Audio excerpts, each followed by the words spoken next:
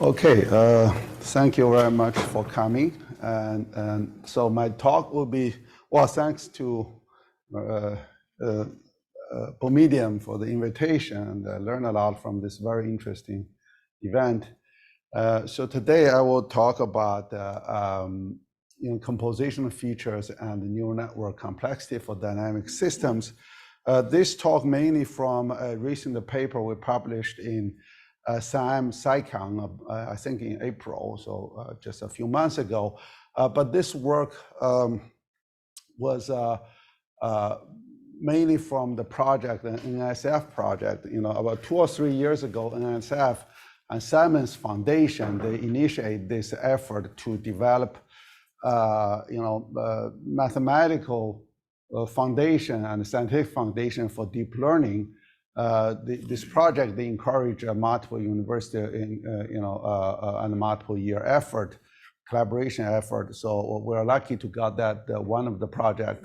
So this is from this project. And today's talk, my background is from dynamics systems and control theory. So a lot of examples will be from related to control systems and its and the related PDEs. Okay, so anyway. Let's talk about the regression. Basically, you may have target functions you try to kind of represent or learn. Then these functions can represent maybe a model of a dynamic system, or can represent a feedback control law you want to use, or maybe you can represent stability like a Lyapunov function. Anyway, these are kind of information in, information out, right, or a function. And then, so for example, if you have data, you may use a neural network. For example, today I mainly talk about a feed-forward neural network. But anyway, you have some kind of neural network to try to learn about the function. Or in general, I mean, if you consider this as a approximation problem, then you may use other things like, we've been doing approximation function for many, many decades using interpolation, using, spectral method, Fourier transform, Fourier expansion or Taylor expansion, whatever, right? So it does not have to be a feed-forward neural network. So we've been doing this for so long. So what's the big deal of approximating a function? I think several authors, like especially Alex and Matt, already talk about the cursive dimensionality, right? So I think that the big deal here is a dimension. If you try to approximate a function, say you already know the error upper bound, error tolerance. Say if my approximation is within the error, then I'm happy about it. Then these two, once this fixed, these two factors, they interact with each other. The dimension, I mean the input dimension of the function, D, and then the complexity of your solution, whatever the complexity is, depending on you use a neural network or you use interpolation or Taylor expansion, whatever, right? So these two things interact with each other. Typically, when you increase dimension D, then this complexity increases, okay?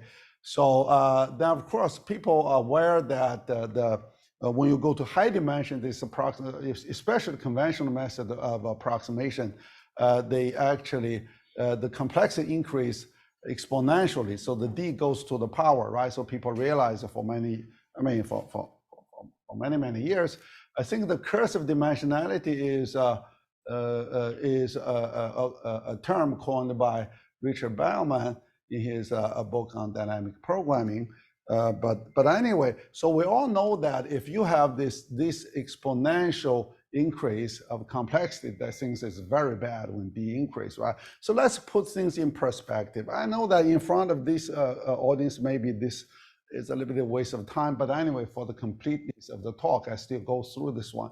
So let's put things in perspective. How bad this exponential complexity is. Let's use a very simple naive setup. Say I use a interpolation of a function. So you have a two-dimensional input, then you have a grid point. You use this naive interpolation, so you can find the value of the function at the grid point. So if your xy is not located at the grid point, you can use the value here to do interpolation to approximate. So that's one way to represent function. I should stay away from some some feedback here. But anyway, so let me move to this way. And then, so this is a very simple, straightforward setup. However, when this d goes to higher than 2, things become pretty bad. For example, for this interpolation, so what's the complexity? Let's say the most straightforward way to consider that is the memory you need to memorize this value of a grid point, right? You need to memorize them before you can do interpolation. If you use that, you can see that actually, just say each dimension you use only 50 grid point. It's not a lot. Well, it's not small, but it's not a lot either. Say a single precision. Okay, very simple setup.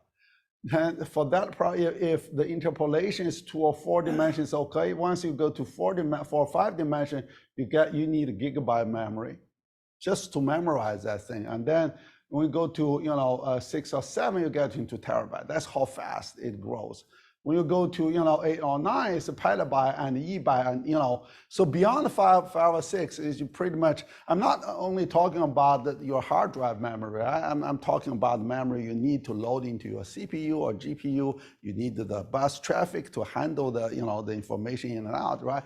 So that's to put things in perspective. That's how bad. Beyond that's why if you saw PDEs and like this audience here, so we all know that one thing when your space dimension beyond 4 or 5, you pretty quickly you get in trouble using conventional method, right?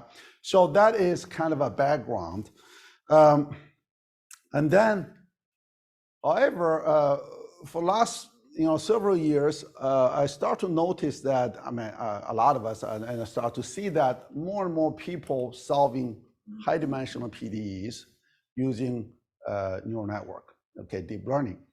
So this, forgive me, this is almost a random list of papers I list here 2 years ago. I missed a lot there, and obviously last 2 years there are many people, new work. So I apologize, I missed your work here. But the goal is not give you a full list of this. The idea is that there's some of our own paper recently also solving high-dimensional PDEs related to optimal control. But I think that, and I don't mean to give you a full list.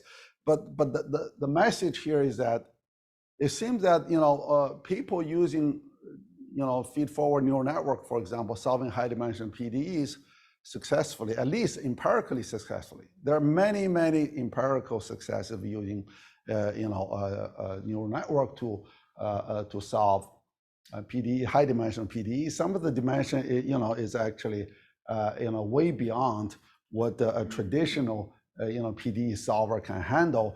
Although that those results are not maybe mathematically proved, but they are like statistically verified. But still, if you see so many empirical successes, so I can't help to ask the question: why does deep learning work for so many high-dimensional problems? Right? There got to be something behind it. Right? So that's a question. Obviously, I'm not the first one to ask the question, and I'm not the only one to ask the question. There are many people trying to answer the question. And once again, this is a partial list. There are many other works. You can trace back several decades ago, say, what is the complexity? Why you don't suffer the curse of dimensionality when you use deep learning?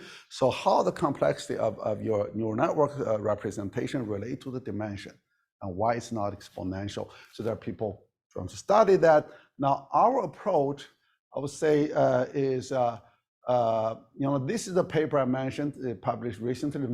So today I will mostly talk about the result from this paper, but and also our work is closely related to Paul Zhou and Mahasika's work, and their work, I think, to me, is very inspiring.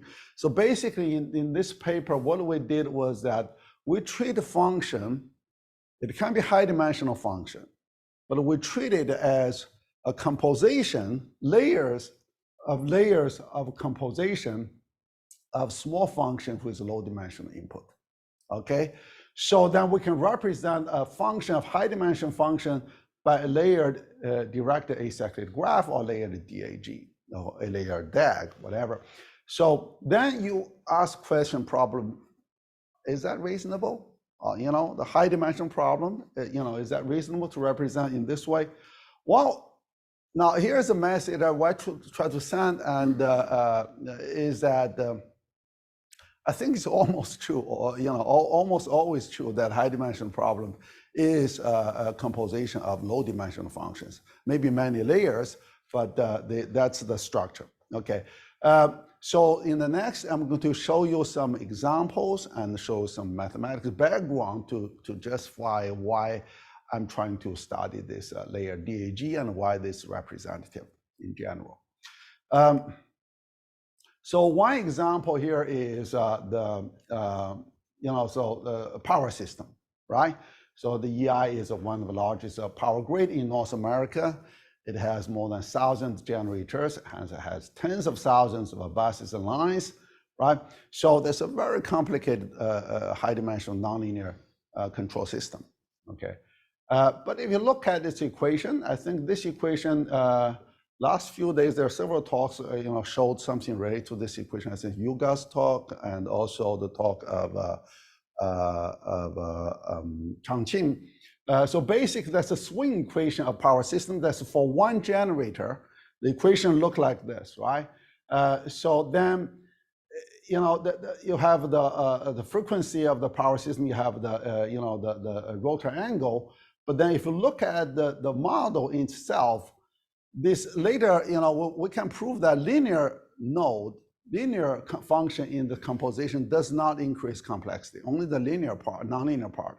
So nonlinear part has only one input, okay? Now, of course, that's just one generator. You have thousands of them. So if you want to study the dynamics, people often consolidate and simplify it. But anyway, you have many generators put together, but each one is something like this, right? Then you say that, okay, yes, for this one, the composition structure, the function inside is low dimension. How about the whole thing when you put them together? Now, that's one thing is very interesting about the layer DAG structure representation functions. They are very friendly to algebra. They're very friendly to algebraic operation. For example, if you do, when you put thousands of generators together, it's, all going through some kind of algebraic operations, right? So, for example, linear combination, you have two layer DAG. If you do linear combination, you can just stack them in the way, and then you add another node of linear node, right? So you see that all the structure you had from the original function are preserved, right? So, and also, if you do the layer, say, composition of two functions, obviously, composition function and composition of composition function, you preserve all the structures, right? And also even substitution. Say, I don't like this node. I approximate this one by something else. For example, maybe a small neural network. So when you do the substitution, you see that pretty much all these original composition structure are preserved, right? So composition representation function, it preserves all the whatever low dimension node, whatever in the original function is still there. So when you have one generator, you see that layer DAG, then when you integrate them together into a large, huge power system, you still have that low dimensional structure in the layer DAG. Okay, so that's and obviously neural network itself is a layered DAG. You can represent in this way. So you see that if you represent a function in terms of layered DAG, it really works hand in hand with neural network. Okay, so that is now also in addition to algebra operations, another thing is interesting about representation of layer DAG is that iterative computation algorithms are composition after composition, right? It's also, so anything can be approximated using iterative representation, computation, like solving Lagrange-Kala solution of ODE, or like Newton's method of optimization. These are also can be represented into a layered DAG. So the theory about complexity of approximation for a function can be relatively easily generalized to dynamic system and optimization, because they can be approximated using layered, using iterative method, then it's a layered DAG also. So now another thing, so that's some examples. I'll give you a few more examples about layered DAG, high dimensional problem represented by a low dimensional function composition. I'll give you a few more examples, but before that, let's talk about the theory.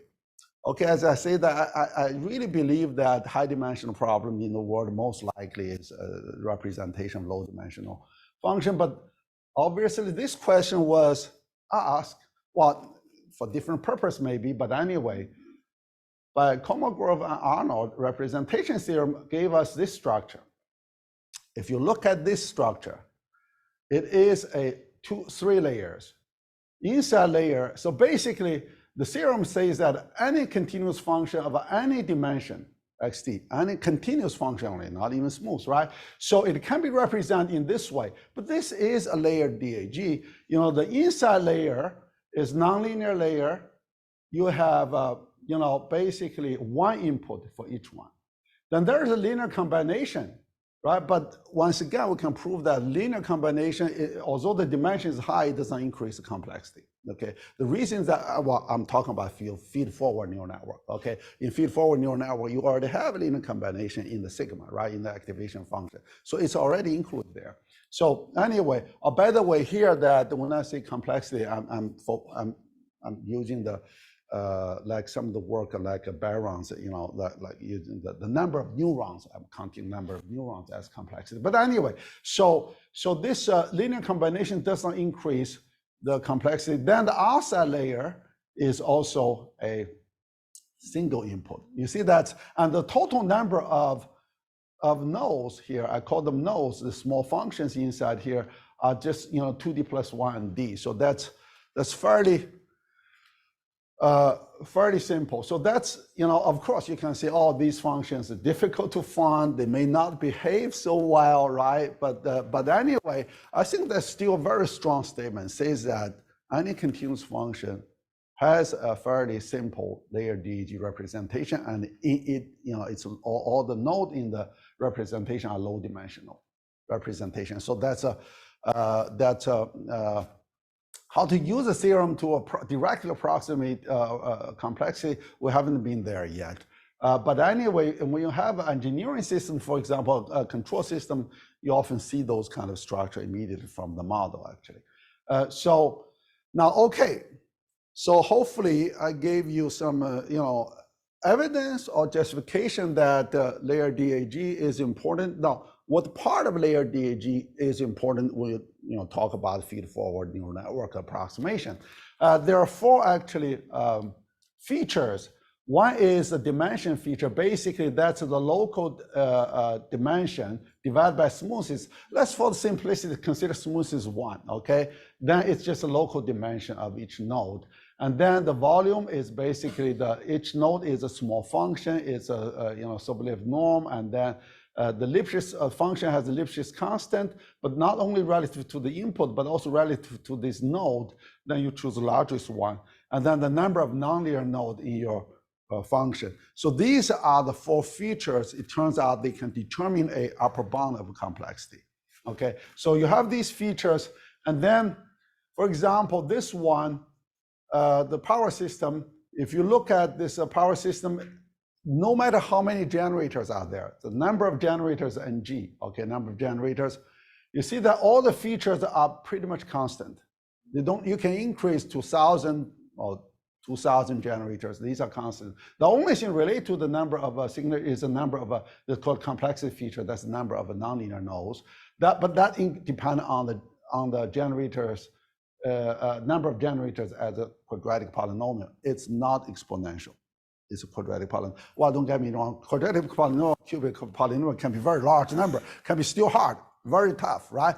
But at least it's not hopeful. It's not hopeless. Okay, it's not exponential here.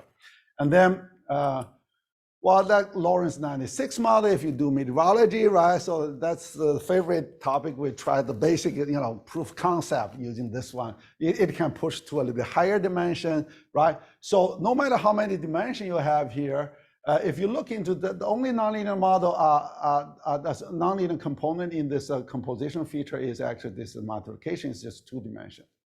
Okay, so it doesn't matter what is the overall dimension. If you look at this composition feature, once again, everything is constant except the complexity feature is just linear polynomial of the overall dimension. Okay, it's not exponential. And then this, if you discretize PDEs using, for example, central difference, you only use the value at nearby points. So then you get into a graph with low dimension of each node. right? So those are some, so this is the discretization of Berger's equation using central difference. Then once again, all the compositional features are actually pretty much constant. Then some part of the depend on the number of number of grid point in discretization, but in a polynomial way. Okay, now you have say, okay, you have a problem. You know it has a layer DAG, and each node has low dimension, right? Then you say, okay, then you have these features. Now, how the features relate to the complexity?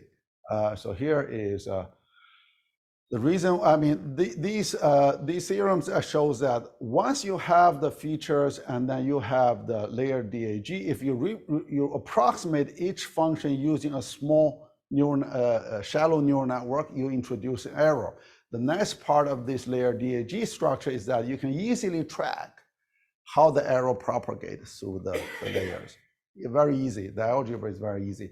If you talk about differential equation, then you're repeatedly using iterative method, right? So, but you can also easily track the error propagation. So once you have that, then actually you can put all this information together now. Okay, the layer DAG structure, the compositional feature, how the error propagate. Now let's use feed-forward neural network to approximate the function, and you found that if you count the number of neurons you need, then, so I'm almost running out of time, so, but anyway, so if you count the number of neurons you need, you find that the number of neurons you need, this is this number, but anyway, this relates to the error, right? So the error upper bound depend on this pretty much propagation. It's actually directly related to the number of complexity, and then you see that it depends on the features in a polynomial way.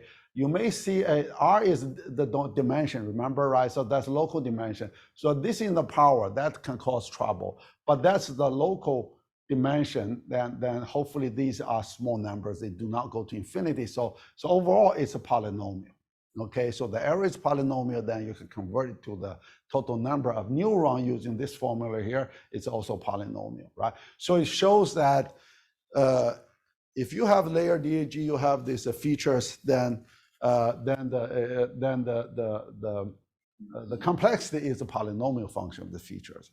Okay, so that is, now if you talk about approximate the trajective ODE, now the ODE is, for example, you can approximate that using iterative method, so you can apply, but iterative method, it keeps all the compositional features, right? So you can generalize that theorem I just showed you in the previous page to approximation ODEs. You can also prove similar result where your error upper bound and complexity are polynomials of these features. Okay. Then optimal control, well, this theorem is based on a little bit, ideal assumption about convexity, but once you have the convexity assumption, then you can also show that, complexity and error upper bound are polynomials. So I think that, I want to leave a few minutes for questions, but anyway, there are some other things about solving HDB equations using, neural network for relative high dimensions. There's another SAM paper, but I don't have time to go through that. But anyway, I think that also, this theorem will prove that actually for Lyapunov function that satisfies Zuboff's equation, actually the complexity of that neural network approximation is also polynomial. Anyway, so those are some other works, but I think the key point here is that for the conclusion, I think the more questions need to be answered than what we know. But I think that layer DAG is really exciting to me, and also think about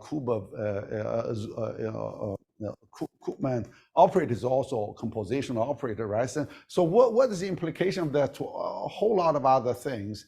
Also, I only list control-related question here, but I think there are many other part maybe relate to this idea of a layer DAG representation of high-dimensional problems. I think let me just stop here, and thank you.